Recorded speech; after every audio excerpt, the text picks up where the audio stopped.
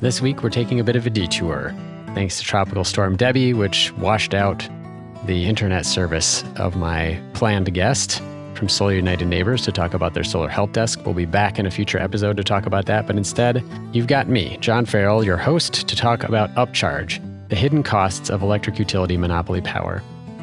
It's a major report that ILSR released in May of 2024, and it really goes into a deep dive of the underlying and fundamental problems with the 100-year-old model granting private companies exclusive power over the public resource of electricity. Why should you care about this report? Well, if you work on clean energy, if you work on climate policy, the report explains why you will continue to have an uphill struggle against the incumbent utility because of their market power, because of their political power, unless we address that fundamental issue.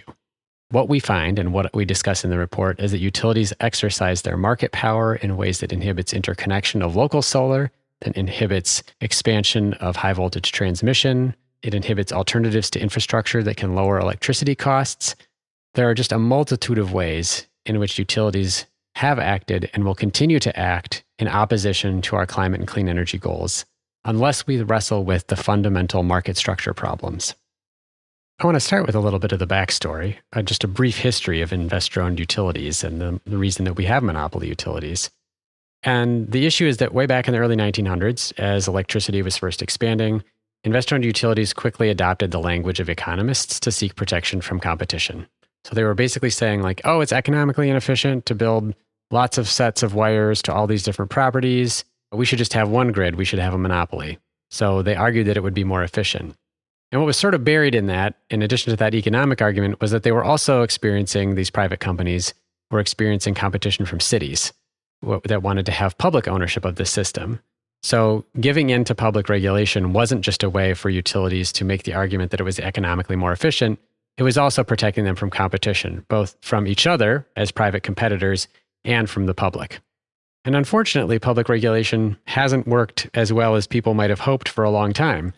We've always had an issue with environmental consequences being concentrated in communities of color, in marginalized communities. So there have always been places that have suffered more because of the insufficient nature of public regulation. And of course, rural residents didn't get electricity service at all until the federal government stepped in to fill the gaps where the for-profit utilities weren't willing to expand infrastructure. The for-profit utilities also used that monopoly power in ways that were extremely abusive, including getting involved in many risky and unrelated and unregulated industries in the 1920s that inflated the value of their stock in ways that actually helped contribute to the crash of the stock market and the subsequent Great Depression.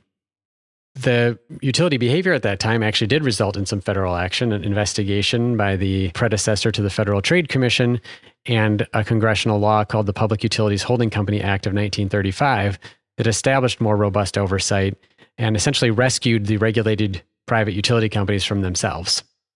For a while, we had some peace and quiet, and in the 1970s, utilities again tested the bounds of their monopoly privilege.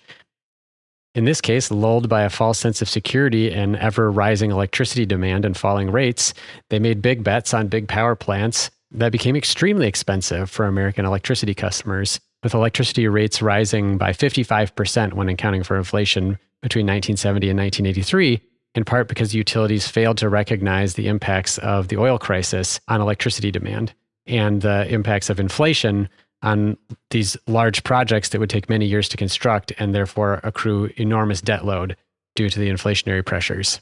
Once again, utilities had to be rescued from themselves with additional oversight in terms of state regulation, like through integrated resource planning, and the federal government stepping in with the Public Utilities Regulatory Act of 1978, kind of cracking the door open to competition in power generation for the first time.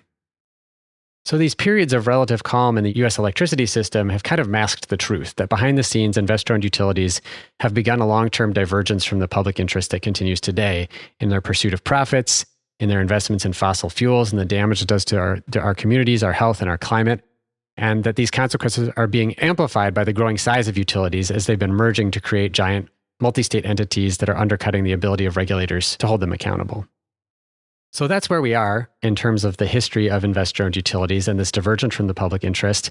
And there's lots of evidence that we cover in the report about utilities then are slowing climate progress, they're inflating energy costs, Utility reliance on fossil fuels is killing Americans due to damage to health and the environment.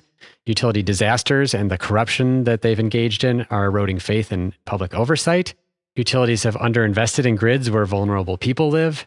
And utility mergers have reduced accountability and suppressed competition. A lot of this you might have heard before, whether from listening to this podcast and the guests on this podcast, or because you follow news about the corruption and behavior of monopoly utility companies.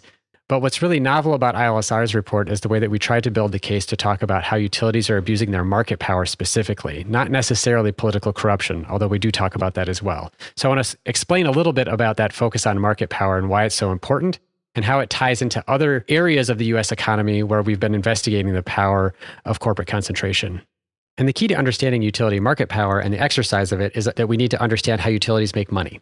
So most utilities still make money today the way they did 100 years ago, which is they build something with their capital and debt, some sort of infrastructure, power poles, power wires, power plants, and state regulators give them a guaranteed rate of return on that infrastructure. And what that means is if you spend $100 million on a power plant and the rate of return is 10%, you earn 10% return or $10 million in the first year of that power plant.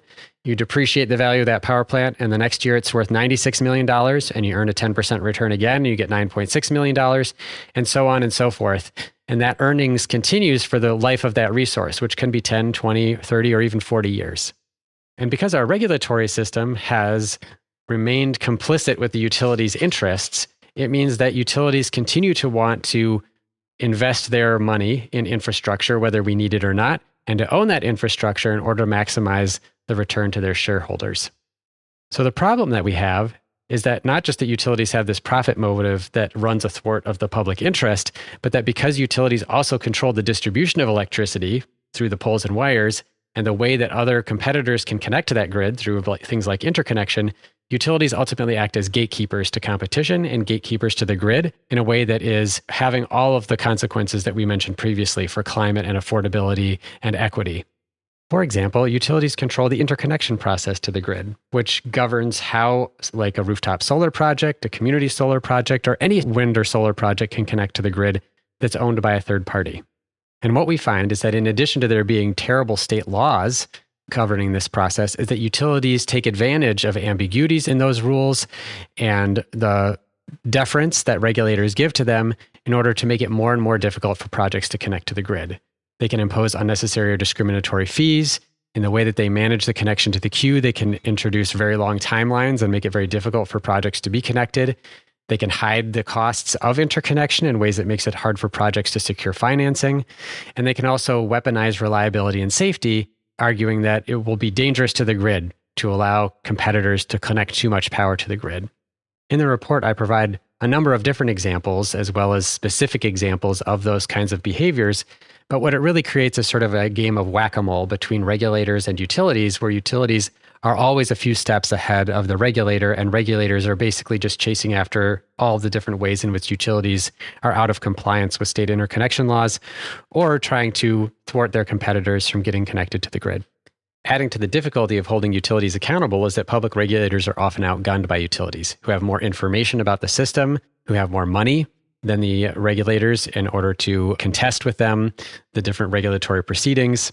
And you also have this issue where the very entities that suffer from the monopoly abuses of the utility, the solar companies, the solar installers, may often be unwilling to speak up because if they do so publicly, they fear retribution by the utility in their access to the grid. Utilities are also experts at hiding access to data that can be crucial to their competitors to bringing on more clean energy to the grid system. For example, very few states require utilities, and utilities do not voluntarily provide what is called a hosting capacity or integration capacity analysis that would provide more information about where are the best spots to connect to the grid that would have the highest value. They also have not been very willing to comply with their own promises to provide data to customers about their own energy use that will allow them to work with third parties to reduce energy consumption and save money on their bills. Utilities have even withheld information from communities that are pursuing municipalization, saying that it is a trade secret, the information about the grid system that a community might want to buy from them in order to have public ownership. And the utility withholds that information, and at least in one case in Iowa, then lies about what information was available in order to undercut that public campaign for public ownership. Utilities also exercise market power in another way as a buyer of electricity. When they do procurements of new wind and solar projects, often at utility scale, they can make very complicated bidding process requirements. They may, in some cases, be refused to disclose certain portions of the contract to bidders, making it much more difficult for other participants to bring in competitive options for the utility to select in that process. And very often we find that utilities end up picking their own bid to supply that energy, which we know has the biggest benefit to the utility and its shareholders. So utilities exercise a lot of market power over their competitors in a way that inhibits the ability of wind and solar developers and in general of the public interest of deploying more clean energy in order to address climate change and to lower costs. One of the things that was kind of surprising to me in doing this research was that this actually plays out in the high voltage transmission system as well. And we're starting to see more discussion of that publicly, which is wonderful. I have to just thank, before I say anything else, Ari Pesco from Harvard's Electricity Law Initiative, because he wrote an amazing piece about the utility transmission syndicate that helped to educate me about this issue. But essentially, the problem is that there's a regional planning process in many parts of the country to develop transmission that ostensibly would result in more transmission to support more connection of clean energy resources to the grid. And utilities undercut this process. They undercut independent planning by withholding data. They often undercut the construction of regionally beneficial transmission lines that might lower costs and allow more clean energy to connect because it threatens their own power plants, which might be operating uneconomically, but be benefiting because there's grid congestion that's not allowing additional power to reach that area. They evade federal oversight by flexing state political power and getting states to pass laws that favor them owning new transmission lines, even when federal rules had prohibited that practice. And they often can keep prices artificially high for customers by essentially avoiding technologies that could enhance the capacity on the transmission system, even without building new transmission lines, such as dynamic line ratings or reconductoring existing transmission lines. The final thing I'll talk about, and this is kind of a transition to this broader issue that we have with utility power over the platform of delivering electricity, is that utilities are using a loophole in antitrust oversight to exercise their monopoly power. So generally speaking, if any kind of entity that has market power, whether it would be a utility or a platform like Amazon or a social media platform like Facebook, are exercising their power in a way that inhibits their competitors, they're subject to antitrust scrutiny. And we've actually seen a lot of recent federal cases against these kinds of companies for exercising their market power in anti-competitive ways and that harm consumers. Utilities are protected from that kind of behavior under what's called the State Action Immunity Doctrine. And what that says is that as long as the state is overseeing utility behavior through these public regulatory commissions at the state level, that utilities cannot be prosecuted and held accountable for their anti-competitive behavior. There's one particular example I have in the report of how utilities, the one time they were held accountable, managed to go back to the state government then and to get more protections for their business. So they lost a case called Ottertail Power in front of the Supreme Court in 1973. An investor-owned utility had been artificially inhibiting cities that wanted to become public utility systems rather than privately owned utility systems. Ottertail Power lost that case and was shown to have anti-competitive behavior, but then went to the state legislature and got them to erect additional barriers to communities forming publicly owned utility systems. I also talk in the report about something that's probably more familiar to people who have followed utility issues, about utility political corruption and political influence. And I think something that is just sort of like understood a little more easily for people who are residents of the United States and see the ways in which corporations exercise political power all the time. But the important part about it to understand about utilities is that it's different in two ways. One is that because utilities have monopolies, they are using the money from captive customers to do their lobbying and their political speech making. And unlike any other industry in which I would be able to, as a consumer, say, well, I don't agree with how this company is spending money or acting politically, and I can choose to have another one. So customers are captive.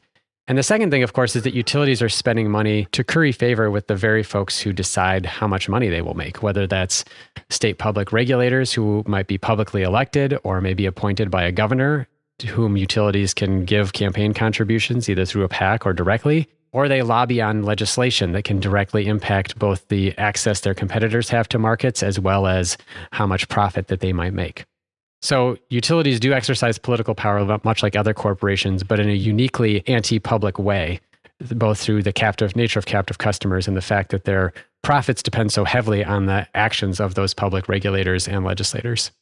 So given the history that has led to these monopoly private companies controlling our public resource, given the market power they exercise, given the political power they exercise, how do we actually solve the problem and create a utility system that is aligned with the public interest? And my argument in Upcharge is that this is a structural problem and it requires restructuring. That what we really need to do is restructure the grid and create independent operation of the grid system. That the poles and wires and the distribution of electricity needs to be in independent hands. It ought to be a nonprofit or a public entity, and its charge should simply be to maximize the access of anyone. It could be a utility company, a private company, a nonprofit, an individual, to bring clean energy resources onto the grid that serve public purposes, such as addressing climate change, reducing costs, and increasing resiliency and reliability. And if the public entity is independent from the utility company that makes its money by building power plants or building other infrastructure, it will no longer have that bias, both in terms of its political activity or that bias in terms of exercise of market power and gatekeeping against its competitors. This idea was first put forward by former FERC chairman John Wellinghoff and James Tong in some papers they wrote about 10 years ago. So I can't take credit for the concept, but can say that I think it is the only solution that actually addresses the overall structural problem. The second thing we need to do is to restore robust antitrust enforcement against anti-competitive behavior of utility companies.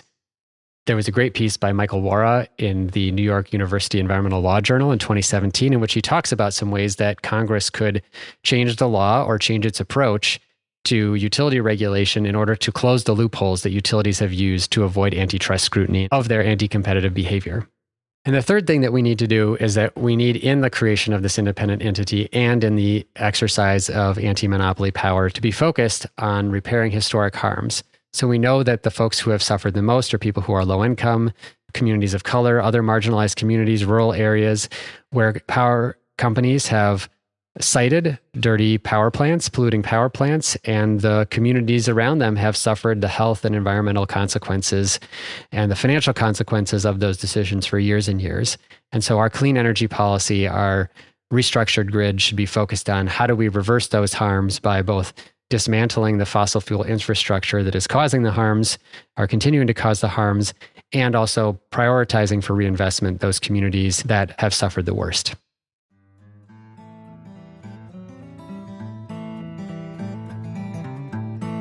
That does it for a summary of Upcharge. You can read the report freely on ILSR's website. I encourage you to reach out to me if you have questions about the report or are interested in collaborating on how do we address the problems of utility monopoly power. I thank you very much for listening to this solo edition of Local Energy Rules. As always, Local Energy Rules is produced by myself and Maria McCoy, with editing provided by audio engineer Drew Birschbach. Tune back into Local Energy Rules every 2 weeks to hear how we can take on concentrated power to transform the energy system. Until next time, keep your energy local, and thanks for listening.